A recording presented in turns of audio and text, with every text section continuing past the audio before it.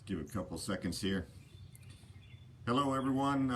It's Matt Thompson again. I just wanted to come on today. It's been a while since I've given any update on my friend Jeff Weinhaus, and I know a lot of people are concerned. And yeah, just want to let you know nobody's forgotten about Jeff. We speak to Jeff, and other friends of mine speak to him every day, and he's doing okay.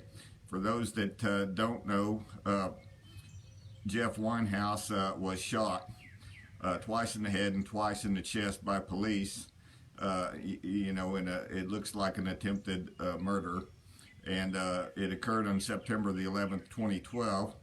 And now he's serving 30 years in prison for the crime of being shot.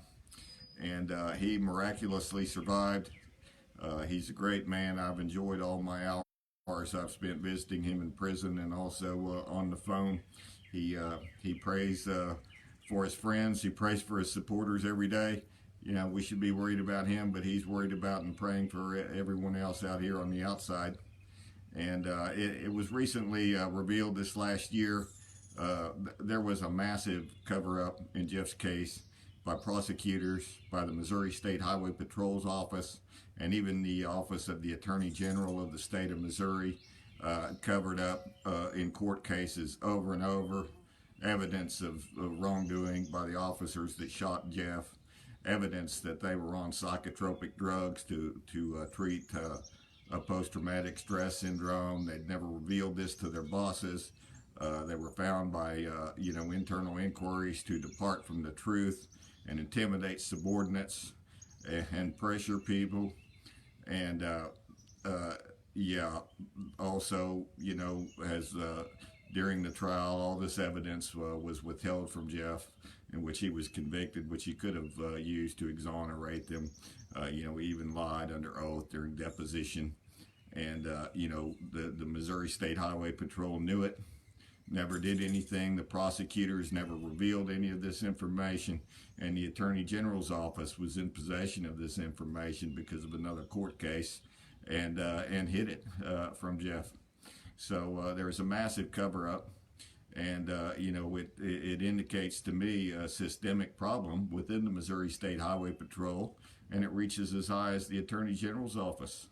And the problem has not been rectified, but as many of you know, Jeff Weinhaus did file a state habeas petition.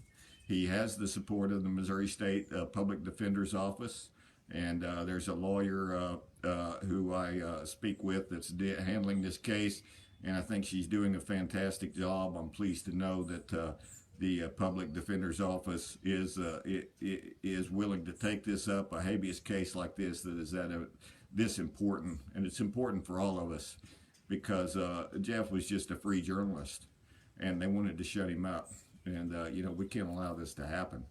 But I am happy that the State Defender's Office is on board. I'm going to put in the comments of this live stream, I'll put, for those of you that have never seen it, that filing. And, it's quite lengthy, but it details a lot of the Brady violations that authorities committed in this case. And at this point, I think Jeff has about a couple more weeks. The state has to respond to his petition. So we're looking to hear the state response to this petition within 2 weeks of today. And we'll know more at that point. Obviously, the whole court system in Missouri has been really put back with this COVID thing. They're putting cases back, and, they're pushing cases on. There was a case where I was arrested trying to help Jeff, and that looks, that was a year and a half ago, and that looks like it may be another year before it ever gets heard.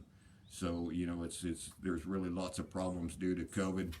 But anyway, we need to try to get Jeff out of there. And I'm really shocked that, the information that's out in the public about what went on in this case, that the governor's office has not taken action to remedy this situation already. It's quite appalling. But it is what it is. And again, the state has 2 weeks to respond. Jeff is back in the general population of the prison. He's not in confinement anymore. There was an issue a year and a half ago when I went down and got arrested. They were holding him in confinement without even allowing him to speak to his lawyer. And since that issue blew up on the day when I went down there, he's always been allowed to speak to his lawyer since then. So he's doing generally okay. You know, there's the prison has been on lockdown this last week a couple times. There's been some violent incidents there that involved guards and other prisoners, not specifically Jeff, but they had to put the whole prison on lockdown. And there's, of course, the issue, you know, this insanity of this COVID thing where they normally have 4 to a table at the meals in the prison. Supposedly they can't have more than 2 at the table now because it might spread coronavirus, and this makes the meals late and, you know, everything backed up, and they can't feed the prisoners right, and it's, you know, lots of stupid things. But overall, you know, he's doing okay.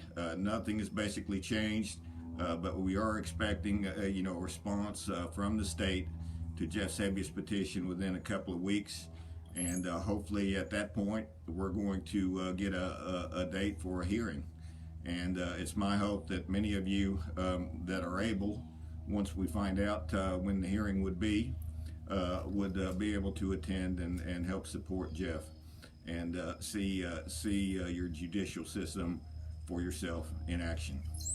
So again, just thank you for all your concern.